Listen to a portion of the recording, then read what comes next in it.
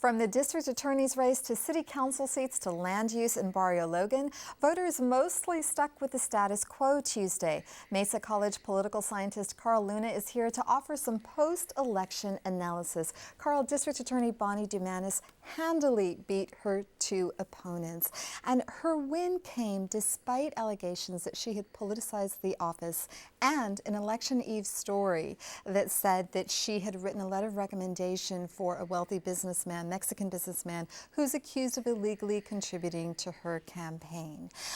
Why do you think those allegations didn't harm her standing with voters? Well, to begin with, as the incumbent with 12 years record of pro on her side, I think most voters obviously gave her the benefit of the doubt. Problem being, though, that because of those allegations, instead of getting 60%, which is what she's used to in the previous elections, she ended up losing some points. For a while, people thought Bob Brewer might throw it into a runoff. Had the allegations regarding the letter of support that she had written for the foreign nationals family to get to college, I believe it was, if that had come out a week ahead of time, 2 weeks ahead of time, you could have done some commercials on it. It would have had an impact. Now it's something that disappears post-election unless there's a grand jury investigation and we find out what the federal prosecutors are looking into. And is that the downside of people voting early? Yeah, that's always the issue. You can vote early, but it's kind of like with Christmas shopping. Everybody who buys their Christmas presents really early ends up spending more money because they get caught up in the events to the holiday. Here, you don't get to get caught up in it. You put in your ballot early, and whatever happens in those final weeks, you now no longer have a way to adjust to it. Another incumbent who won yesterday was Supervisor Bill Horn, who narrowly defeated Oceanside Mayor Jim Wood.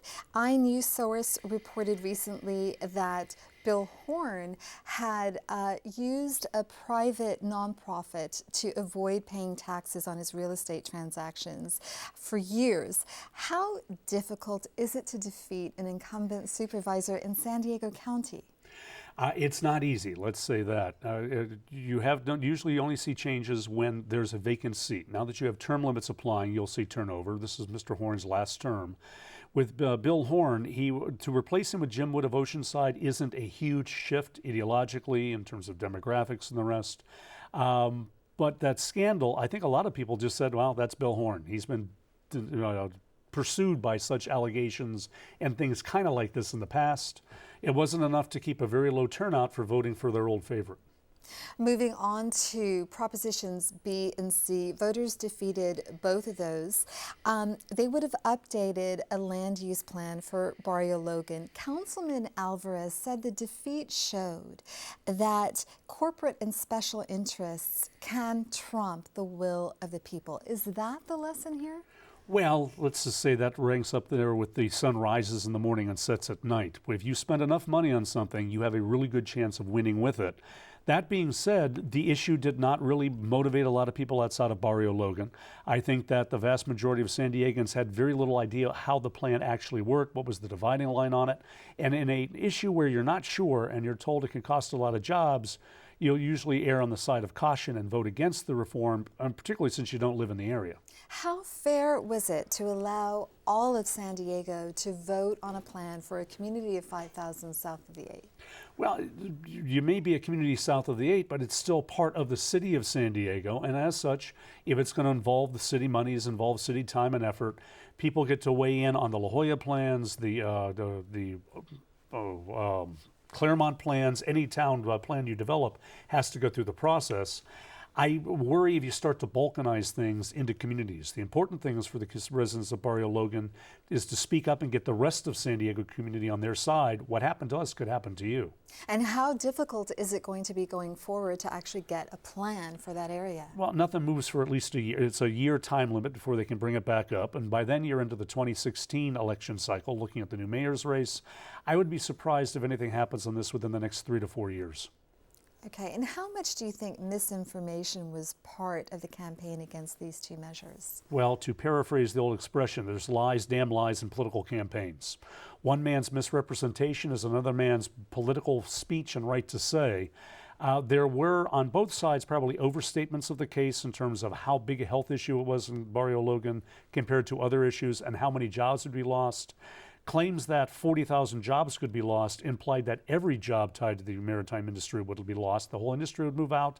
That becomes more incredulous. But overstatement and hype is the mother's milk of politics.